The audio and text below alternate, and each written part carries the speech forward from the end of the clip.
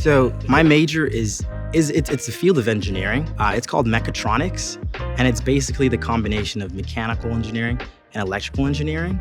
But you're basically, that subfield in the middle that combines mechanical and electrical engineering. And it's a very big field in robotics. So I'm kind of like that in between that kind of helps both sides and make sure what they're building and designing can kind of smoothly integrate with each other without, having to redesign the mechanical aspect completely or the electrical aspect completely. Outside of classes and academics, I am part of some research teams. I am the president of the Cornell Maker Club, as well as the captain of the Cornell men's track and field team. It's been very challenging, I'll say. It's kind of very different than, being at any other school where, athletics might be more of a priority. Here, academic is really the biggest priority. So, to be able to even compete or practice or do anything, I have to make sure that my academics are good.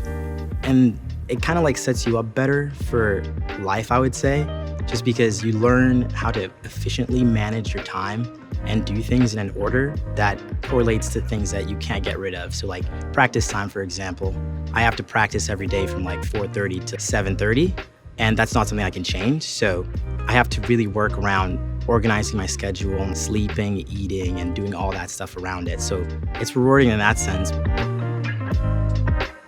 I've gotten to know quite a lot of people on campus, and it's really nice being able to walk around and see faces that It's really reassuring and makes you feel you're part of something bigger, as well as I've gotten to know a lot of professors and staff and have connections that bring me a lot of good things, like internship opportunities or just the ability to see cool projects before anybody else gets to see it,